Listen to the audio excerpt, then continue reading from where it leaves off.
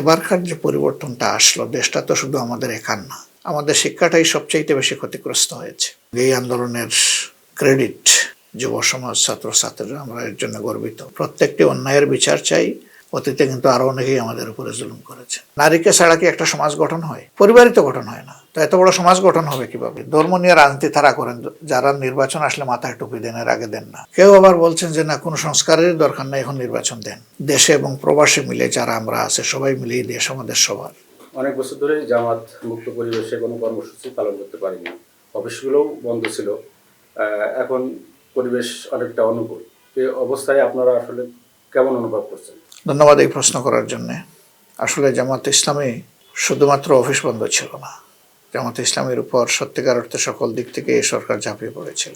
15.5 বছর শেখ হাসিনার, আর এর আগের 2 বছর যেটাকে মঈনুদ্দিন ফখরুদ্দিনের গভর্নমেন্ট বলা হতো, পুরোটা সময় জুড়েই আমাদের উপরে বিভিন্ন ধরনের নিগ্রহ চালানো হয়েছে, জুলুম করা হয়েছে। আমাদের কেন্দ্রীয় অফিস সহ সারা দেশের সমস্ত অফিসই বন্ধ করে দিয়েছিল গায়ের জোরে। এমনকি আমাদেরকে ঘরে দুয়ারেও থাকতে দেয়নি। আমাদের ঘর দুয়ারগুলো বহু জায়গায় ভেঙে গুড়িয়ে দিয়েছে। কোনো কোনো জায়গায় তারা বুলডোজারও ব্যবহার করেছে ঘরগুলা। এর পাশাপাশি আমরা দেখেছি যে আমাদের নিবন্ধন কেড়ে নেওয়া হয়েছে অন্যায়ভাবে। এবং শাহবাগ মোড়ের মতো একটা গুরুত্বপূর্ণ জায়গায় রাজধানীর, মাসের পর মাস সেখানে রাষ্ট্রীয় পৃষ্ঠপোষকতায় রাষ্ট্রবিরোধী অনেক কার্যক্রম চালানো হয়েছে। সেই সময় আপনারা জানেন, যেভাবেই থাকুক একটা সরকার ক্ষমতায় ছিল, কিন্তু পাশাপাশি আরেকটা সরকার তাদের নির্দেশে জাতীয় পতাকা উঠত এবং নামত। এটার এখতিয়ার আসলে এই ধরনের কেউ সংবিধানও দেয়নি, সরকারের দেওয়ার কোনো প্রশ্নই ওঠে না। কিন্তু সেই সরকার সংসদে বসে প্রধানমন্ত্রী বলতেন যে আমার শরীরটা থাকে সংসদে আর মনটা চলে যায় শাহবাগে। তো এইভাবে তাদেরকে উস্কানি দেওয়া হয়েছিল। একটা ভীতিকর পরিবেশ সারা দেশে সৃষ্টি করা হয়েছিল। হাজার হাজার নেতাকর্মীকে নারী পুরুষ নির্বিশেষে জেলে পুরা হয়েছে। এমনকি শিশুদেরকেও ধরে নেওয়া হয়েছে, বৃদ্ধকেও ছাড় দেওয়া হয়নি। আমাদের বিপুল সংখ্যক সহকর্মীকে জাতীয় নেতৃবৃন্দ সহ খুন করা হয়েছে, অনেককে পঙ্গু করা হয়েছে, অনেককে গুম করা হয়েছে। এবং বিচারের নামে যে প্রহসন করা হয়েছে, তামাশা করা হয়েছে, সেটা বাংলাদেশ এবং বিশ্ব পর্যবেক্ষণ করেছে। দফায় দফায় বিভিন্ন মানবাধিকার সংগঠন এবং বিশ্বের গুরুত্বপূর্ণ দেশ সংস্থা এই বিচারের ব্যাপারে আপত্তি তুলেছে, কিন্তু সরকার এগুলা কানে তোলেনি। আমাদেরকে আমাদের সভা সমিতি করার যে সাংবিধানিক অধিকার, এটা কোথাও প্রয়োগ করতে দেয়নি, 2টা ব্যতিক্রম ছাড়া। এটাও ছিল শুধুমাত্র 23 সালে, একটা 10 জুন আর একটা 28 অক্টোবর। 10 জুনের বহু নাটক হয়ে তারপর পারমিশন দিয়েছিল, আর 28 অক্টোবরে পারমিশন না দিলেও জামাত ঘোষণা দিয়েছিল যে জামাত এই সমাবেশ করবে। তখন বাধ্য হয়ে শেষ মুহূর্তে মৌখিক একটা অনুমতি দিয়েছিল। আমি তখন জেলে, 2 ঘটনার সময় জেলে ছিলাম। সেই অধ্যায়ে তো আমাদের অনেক কষ্ট আমাদের বুকে আছে। এক এক করে আমরা আমাদের 11 জন শীর্ষস্থানীয় দায়িত্বশীলকে হারিয়েছি। 5 শতাধিক কর্মীকে এই জুলাই বিপ্লবের আগেই আমরা হারিয়েছি।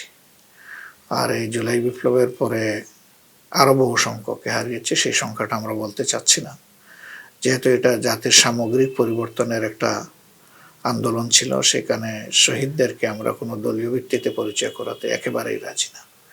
এবং এই আন্দোলনের ক্রেডিট আমরা কোনোভাবেই দাবি করার পক্ষে নই। আমরা মনে করি যে 18 কোটি মুসলিম মানুষের এই ক্রেডিট নেতৃত্ব দিয়েছে আমাদের যুব সমাজ, ছাত্রছাত্রীরা। আমরা এর জন্য গর্বিত, তাদের কাছে কৃতজ্ঞ এবং তাদেরকে শ্রদ্ধা ভালোবাসা জানাই। কিন্তু আমরা এর কোনো ক্রেডিট দাবি করার পক্ষে নাই। দল হিসাবে আমাদের উপর যে অভিনব নিপীড়ন চালানো হয়েছে, সেগুলা অনেকটাই অন্য কোনো দলের সাথে নাই। যেমন অফিসার কোনো দলের এইভাবে দীর্ঘদিন বা পুরা সময় জুড়ে বন্ধ ছিল না। নিবন্ধন কারোই কেড়ে নেওয়া হয়নি, কাউকেই দল হিসাবে নিষিদ্ধ করা হয়নি, কারো বাড়িঘরে বুলডোজার চালানো হয়নি। এই সবগুলাই ছিল আমাদের উপরে এককভাবে। কিন্তু অন্যান্য দলগুলোকেও তারা নিপীড়ন করেছে, তাদের নেতাকর্মীদেরকে খুন করেছে, গুম করেছে, পঙ্গু করেছে, মামলা দিয়েছে, জেলে পুরেছে, এই সবগুলো ছিল। কিন্তু এই 4টা জিনিস আর কারো ছিল না। এগুলো এককভাবে জামাত ইসলামের উপর ছিল।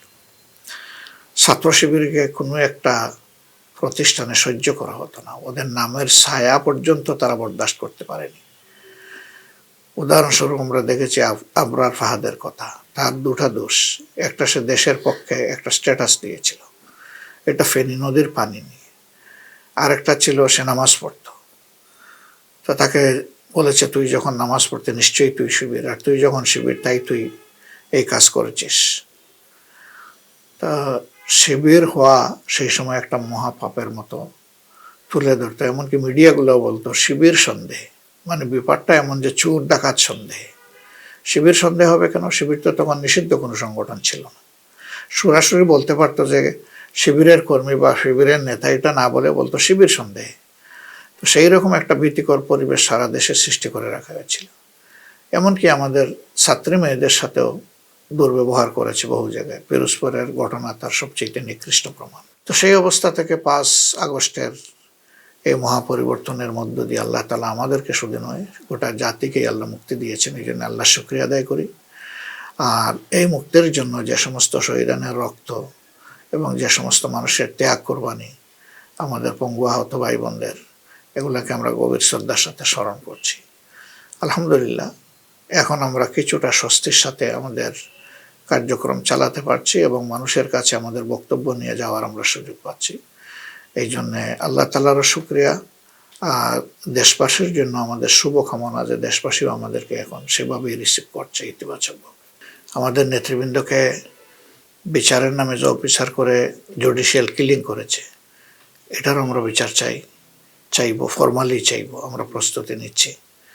তারপরে যাদেরকে খুন করা হয়েছে তাদের পরিবার এবং আত্মীয় স্বজন এই মামলা করবে, অনেক জায়গায় করেছে, আমরা এখানে সর্বাত্মক সহযোগিতা করব, এটা আমাদের নৈতিক দায়িত্ব। এমনকি শুধু আমাদের নেতাকর্মী না, যে কোনো নিরীহ মানুষকে খুন করার পরে অথবা তাকে পঙ্গু করার পরে যদি সেই ভিকটিম কিংবা ভিকটিম ফ্যামিলি মামলা করে আর আমাদের কোনো সহযোগিতা চাই, আমরা তাদেরকেও সহযোগিতা দেব। কারণ জুলুম তো শুধু আমাদের উপরে হয়নি, এই জাতের উপরে জুলুম হয়েছে। আমরা এটার বিচার চাই, ন্যায় বিচার চাই। আমরা ওদের মতো কোনো অবিচার চাই না। আমরা চাই যে ন্যায় বিচার নিশ্চিত হলেই ভিকটিম ফ্যামিলি এবং ভিকটিমরা তারা কিছুটা হলেও সান্ত্বনা পাবেন। আমি যা বলিনি আমার নামে তা জাতিকে উস্কানোর জন্য এটা ক্যাপশন করেছে, ভিতরের নিউজ কিন্তু নাই আর কিছু, ওই একটা শুধু হেডপিস দিয়ে ছেড়ে দিয়েছে। আমি সাধারণ কুমার শব্দ মুখে উচ্চারণ করিনি। আপনারা যান, আমার পুরা ভিডিও আমাদের ফেসবুক পেজে আছে এবং আমাদের ইয়েতে আছে, ইউটিউবে আছে। এইসব জায়গা যদি আপনি দেখেন এই শব্দ খুঁজে পাবেন না, কারণ সাধারণ ক্ষমা একমাত্র দেশের প্রেসিডেন্ট ছাড়া কারো করার কোনো এখতিয়ার নেই।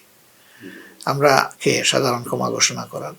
আরও বলেছে, আপনি জিজ্ঞেস করে নাই যে আওয়ামী লীগকে ক্ষমা করে দিয়েছে, আওয়ামী লীগের নামও ওখানে উচ্চারণ করিনি। আমি বলেছি যে যারাই অতীতে আমাদের উপরে বিভিন্নভাবে জুলুম করেছেন, আমরা দল হিসাবে তাদের কাছ থেকে প্রতিশোধ নেব না, তবে প্রত্যেকটি অন্যায়ের বিচার চাই এবং ভিকটিম কিংবা ভিকটিম ফ্যামিলি যখন আইনের আশ্রয় নেবে আমরা তাদেরকে সর্বাত্মক সহযোগিতা করবো। এখানে আওয়ামী লীগ কোথায়?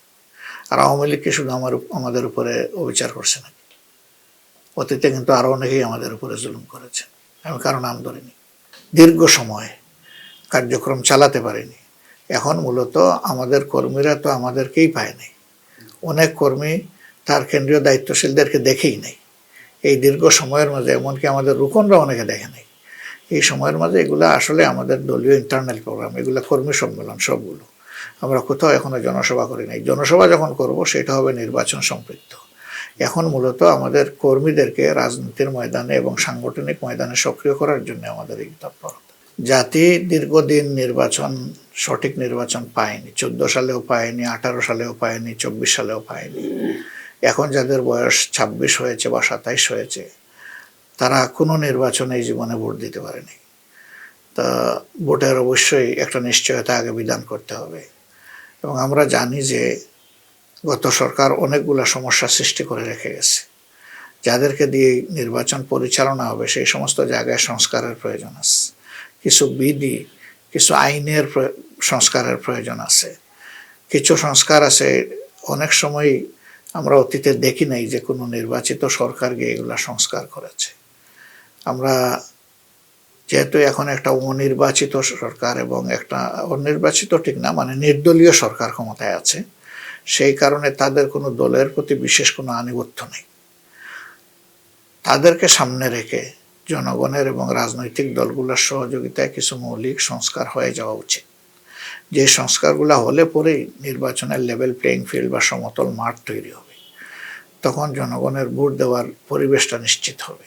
তো আমরা এই পর্যন্ত সময় দেওয়ার পক্ষে। এখানে ভোটার তালিকার উদ্যোগ নেওয়া হয়েছে, খসড়া ভোটার তালিকা প্রকাশ হয়েছে বোধহয়, এখন দেখবে অনেকে কে বাদ পড়লো কে বাদ পড়লো না। আমরা অবশ্য বলেছিলাম যে ঘরে ঘরে গিয়ে এটা আপডেট করা উচিত, কারণ বিপুল সংখ্যক মানুষ হয়তোবা এই আওতার বাইরে রয়ে গেছে।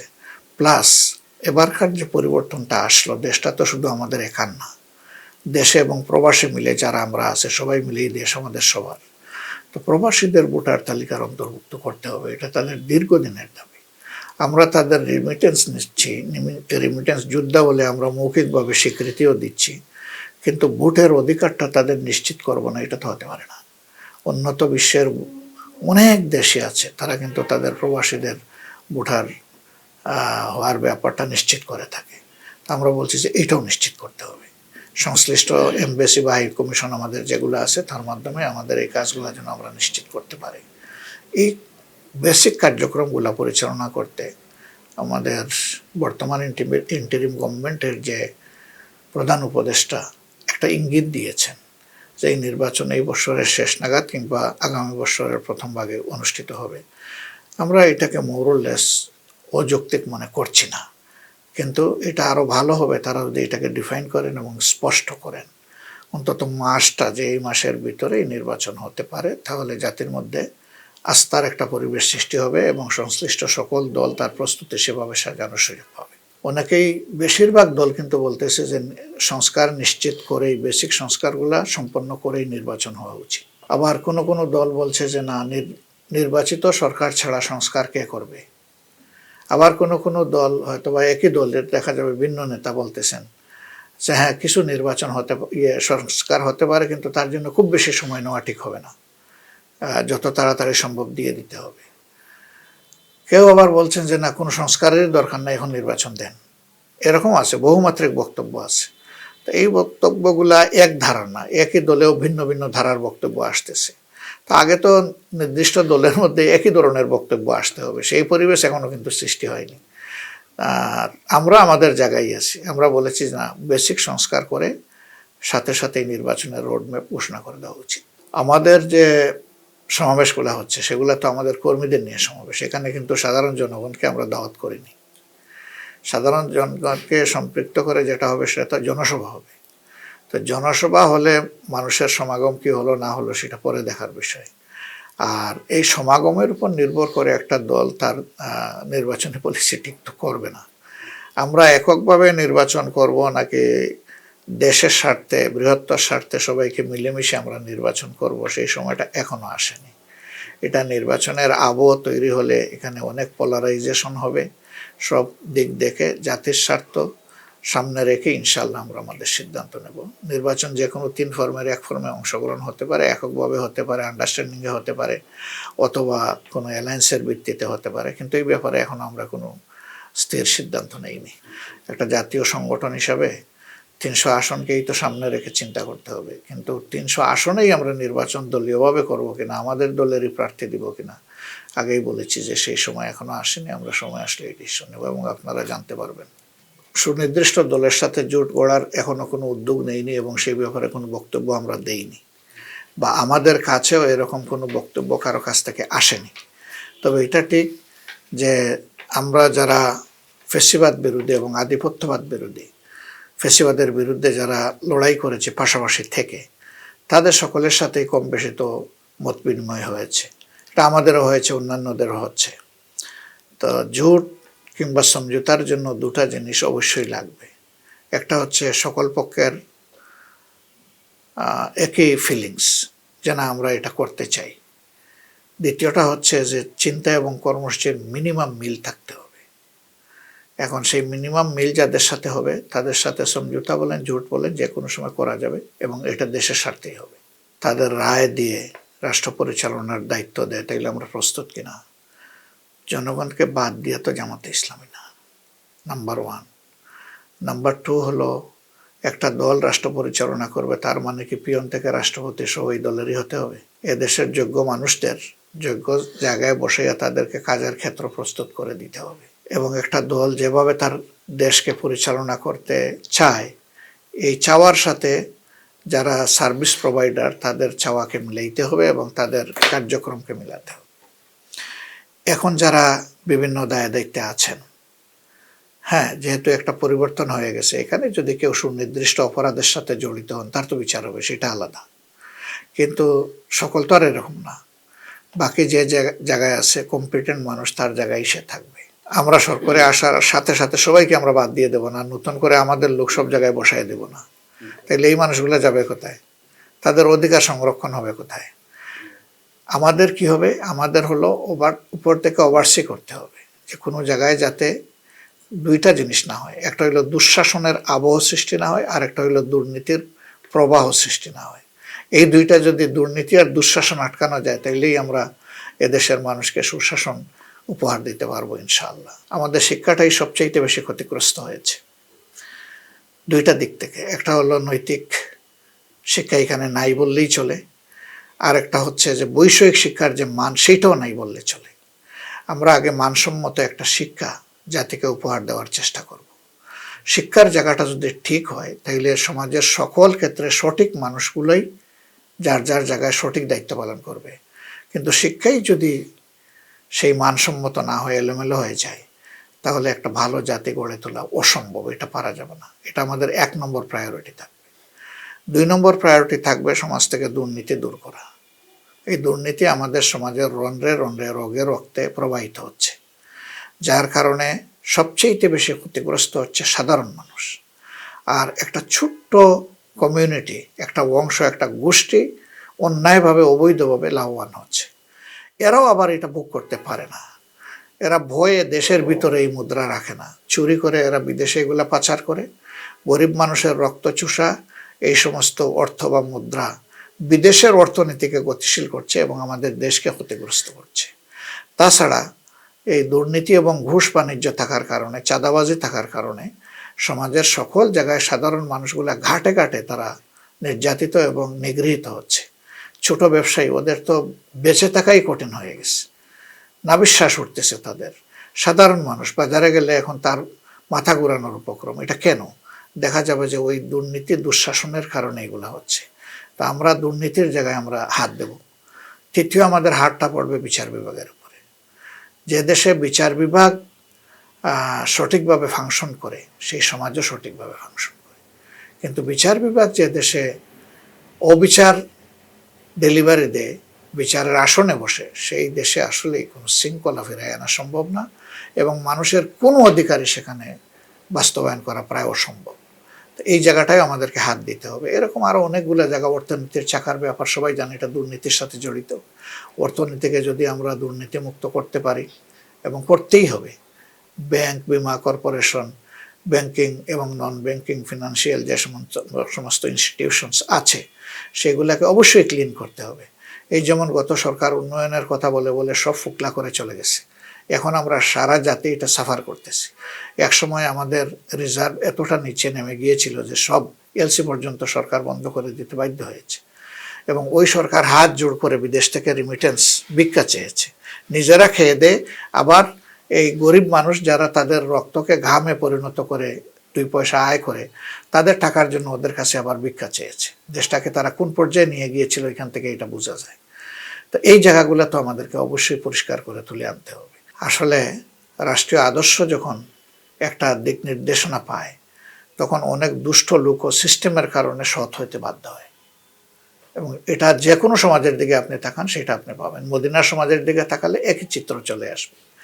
তো এই সমস্ত কারণে আমরা বিশ্বাস করি যে একটা পরিচ্ছন্ন আদর্শের যখন বাস্তবায়ন ঘটবে, তখন অনেকেই আর সাহস দেখাবে না যে তারা কোনো দুর্নীতি এখানে করবে। তখন তারা বাধ্য হবে রাষ্ট্রকে তাদের কাঙ্ক্ষিত সার্ভিস তুলে দিতে। যারা দিতে পারবে তারা থাকবে, যারা পারবে না তারা নিজের থেকেই চলে যাবে।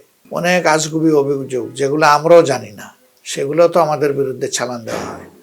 এটা হলো যে আমরা যে একটা আদর্শিক দল, এই দলের নেতাকর্মীদের চলন বলন যেগুলো আছে, কার্যক্রম যেগুলো আছে, এইটাকে যারা স্বচ্ছভাবে সততার সাথে মোকাবিলা করার সৎসাহস রাখে না, তারাই আমাদের বিরুদ্ধে এই সমস্ত অপবাদ ছড়ায়।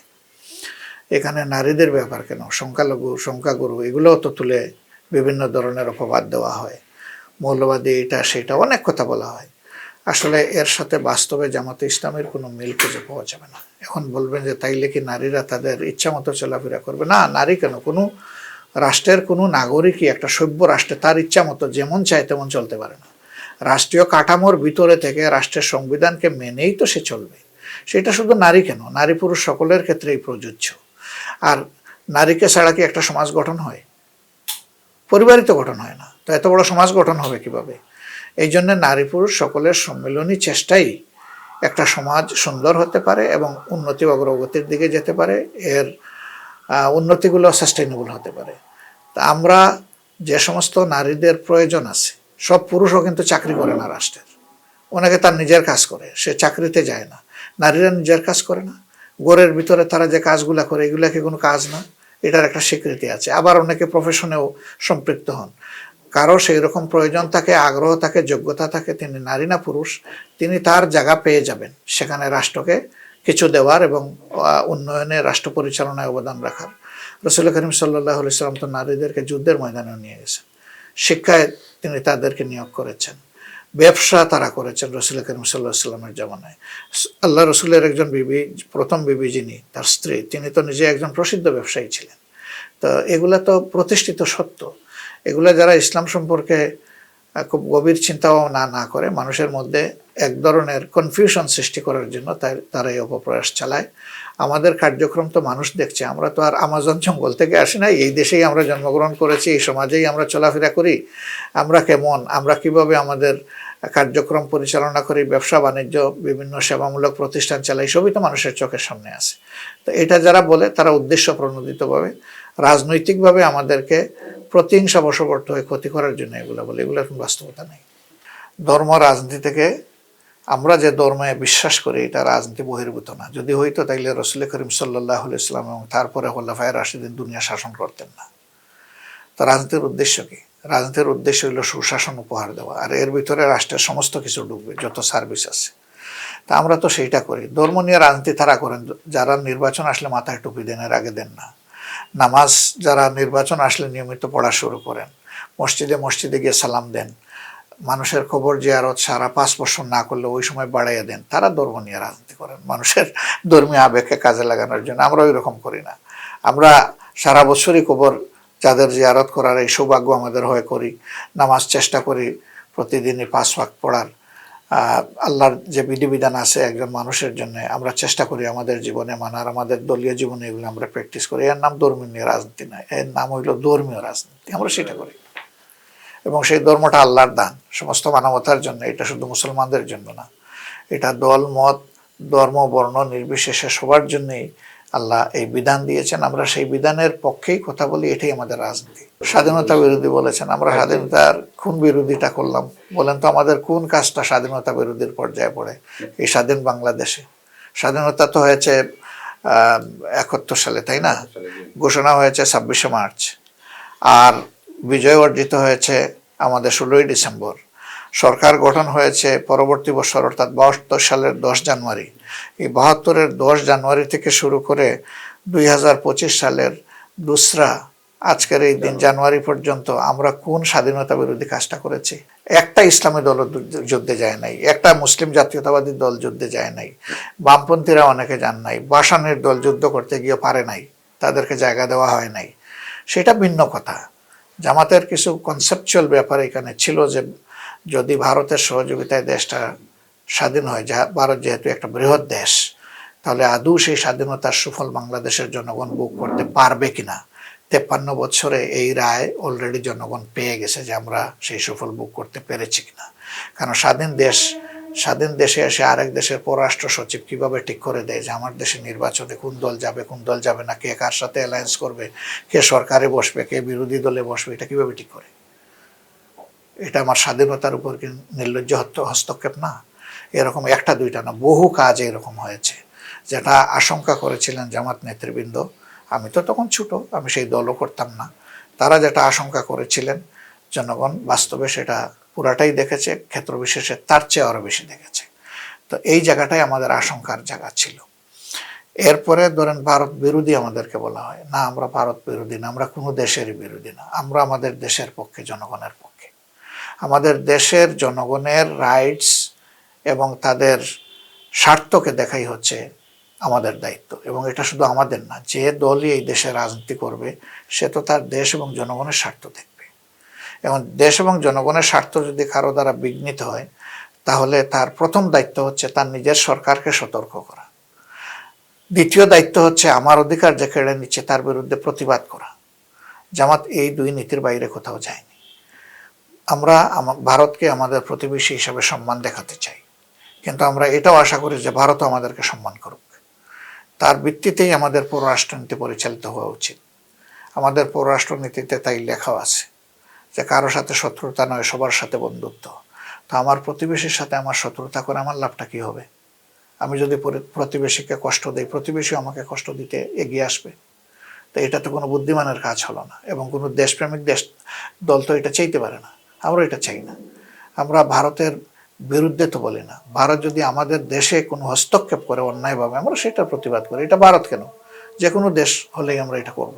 যেহেতু অন্য দেশের প্রশ্ন এখানে আসে না, কারণ আমাদের সাথে শুধু ভারতের বর্ডার আর একটু সামান্য একটা স্ক্রিপ্ট আছে এই মায়ানমারের, এটা ইনসিগনিফিক্যান্ট। তো সেই কারণেই ভারতের ব্যাপারে মানুষের কথা আসবে, ফেলানির লাশ জ্বলবে, আমি কথা বলবো না, আমি চুপ করে থাকবো। বর্ডারে আমাদের লোকদেরকে মেরে কুটে টুকরা টুকরা করে লাশটাও নিয়ে যাবে, আমি কথা বলবো না, আমি চুপ থাকবো। আমার নদীর পানিগুলা নাব্যতাগুলো সব শেষ করে দেওয়া হবে, আমি কথা বলবো না, আমি চুপ থাকবো। তাহলে আমার রাজনীতি কার জন্য? আমরা তো এটা বলতে পারবো না যে আমাদের সম্পর্ক স্বামী স্ত্রীর সম্পর্ক, এটা তো আমরা বলতে পারবো না। যে ভারতের সম্পর্কটা পাবলিক টু পাবলিক নয়, পিপুল টু পিপুল নয়, এবং দেশ টু দেশ নয়, বরঞ্চ একটা দলের সাথে একটা দেশের সম্পর্ক, এরকম হয়ে গেছে বাস্তবিক বিষয়টা। ভারত এটা স্বীকার করে কিনা জানি না, কিন্তু তাদের কার্যক্রম সেই রকমই হয়ে গেছে। ওই যে বললাম যে নির্বাচনের পুরা মেকানিজম তারা তাদের হাতে কন্ট্রোল করবেন, বিদেশ থেকে এসে ঠিক করে দেবেন। এটা তো কোনো দেশ পছন্দ করবে না, এবং এটা কোনো দেশের আত্মমর্যাদার পক্ষে এটা যায় না। এটা আমাদের বলার দরকার নাই, আমাদের কার্যক্রমেই প্রমাণ হোক যে আমরা দেশের পক্ষে না বিপক্ষে। আমরা বললেই হয়ে যাবে। অনেকেই তো দেশপ্রেমিক আমরা বলি নিজেকে, কিন্তু শেষ পর্যন্ত আমাদের অনেক কার্যক্রম তো দেশপ্রেমের সাথে যায় না। আমাদের মানে আমি বিভিন্ন দলের কথা বলতেছি। আমরা কি করি জনগণের সামনে সেগুলো স্পষ্ট। এবারকার যে এত বড় পরিবর্তন হলো, আমরাও তো একটা নির্যাতিত দল। কে বেশি নির্যাতিত, কে কম নির্যাতিত, এটাতে না গিয়েও আমি বলতে চাই যে আমরা তো একটা নির্যাতিত দল। সেই নির্যাতিত দল হিসাবে আমাদের মনে কষ্ট, ক্ষোভ, যন্ত্রণা ছিল না? কিন্তু এত বড় পরিবর্তনের পরে আমাদের কর্মীদেরকে কোথাও আপনারা দেখেছেন যে একেবারে আমরা ঝাঁপায়ে পড়েছি বিভিন্ন উপকর্মে? হ্যাঁ, দুই একজন যদি কোনো ব্যতিক্রম করে, সাথে সাথে আমরা তার কণ্ঠ ধরেছি। মানুষ ভুল করতেই পারে, একজন আরেকজনের ভুল করা বিক্ষিপ্তভাবে, আর এজ এ হোল সবাই ঝাঁপায়ে পড়া, দুইটা এক জিনিস না। তো এটা তো কেউ দেখবে না। তো এটাই তো দেশপ্রেম, যে দেশের প্রতি দায়িত্ববোধ থাকবে, মানুষের প্রতি সম্মান ভালোবাসা থাকবে, মানুষের জীবন নিয়ে কেউ ছিনিমিনি খেলবে না। 17.5 বছরের বোঝাটা কি পরিমাণ, তাদের ঘাড়ের উপরে একটা দুর্বহ বোঝা চেপেছে। তারা কে এসে বলছিল যে আমাদেরকে সরকারে বসাই দেন? আমাদের কারো কাছে এসে বলছে? একজনও বলে নাই।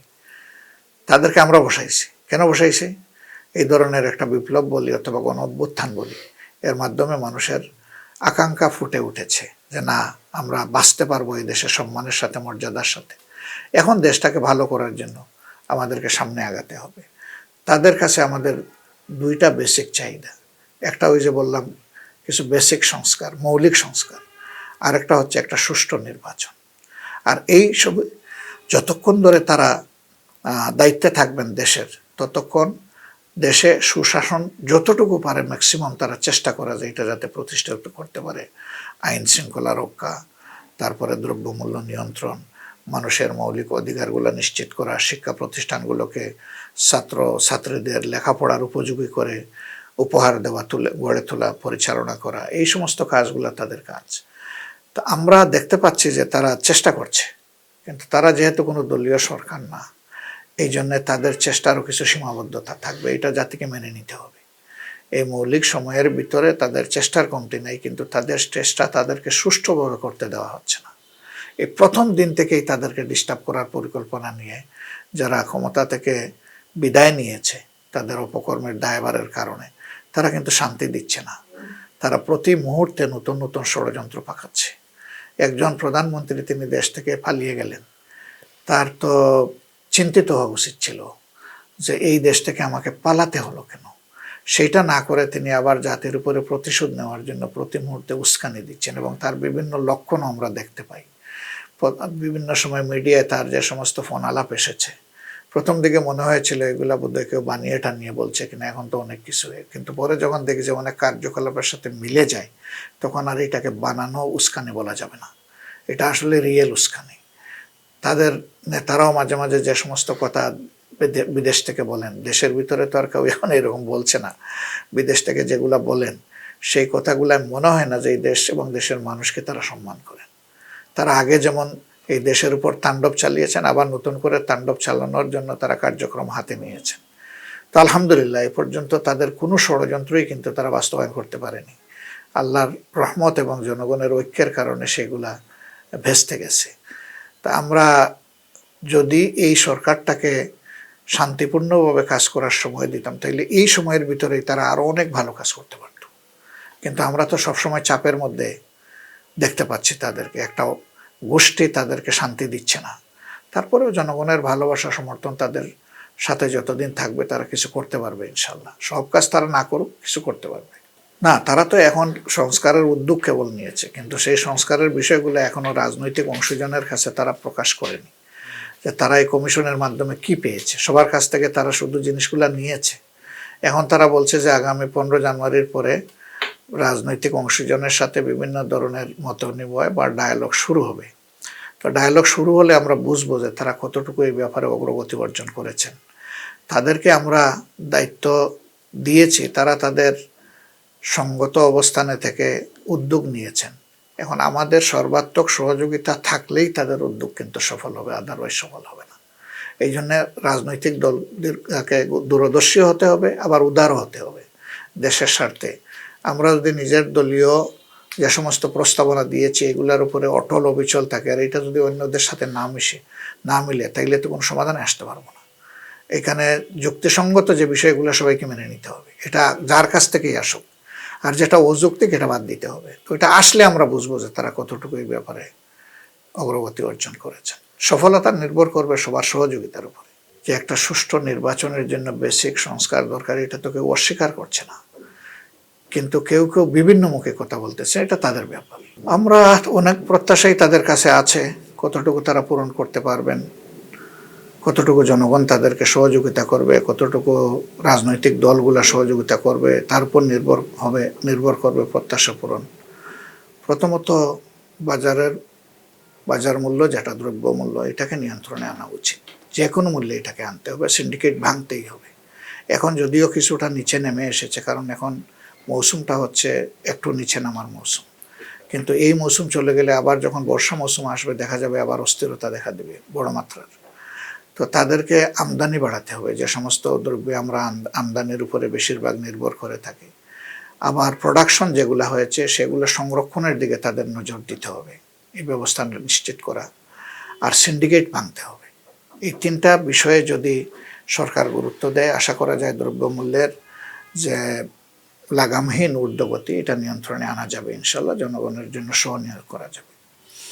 2 নম্বর হচ্ছে সংস্কারের বেসিক কাজগুলো সেরে নির্বাচনের রোডম্যাপ ঘোষণা করা এবং এটা স্পষ্ট করা জনগণের কাছে যে কখন এই নির্বাচনটা তারা অনুষ্ঠান করতে যাচ্ছেন, উপহার দিতে যাচ্ছেন।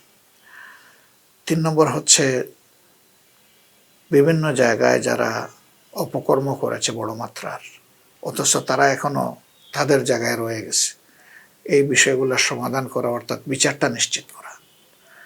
বিচার নিশ্চিত বলতে সব মামলা হয়তো বা নিষ্পত্তি হবে না, কিন্তু এই প্রক্রিয়াটা চালু করা, বড় মামলাগুলো নিষ্পত্তি তাদের হাতেই করে ফেলা।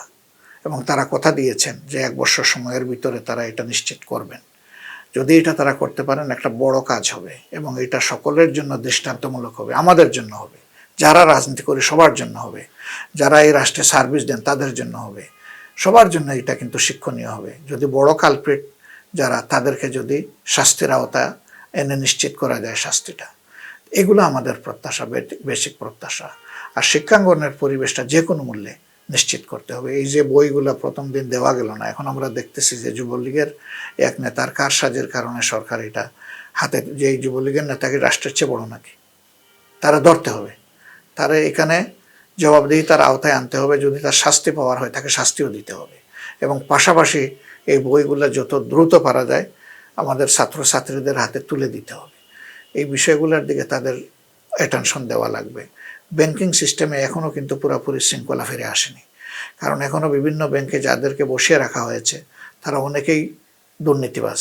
এই দুর্নীতিবাজদের হাত থেকে যদি ব্যাংক, সেন্ট্রাল ব্যাংক সহ পুরো ব্যাংকিং ব্যবস্থাকে যদি বের করে আনা না যায়, তাহলে এই দেশের অর্থনীতি যেটুকু ভঙ্গুর তার চেয়ে মারাত্মক রূপ ধারণ করতে পারে।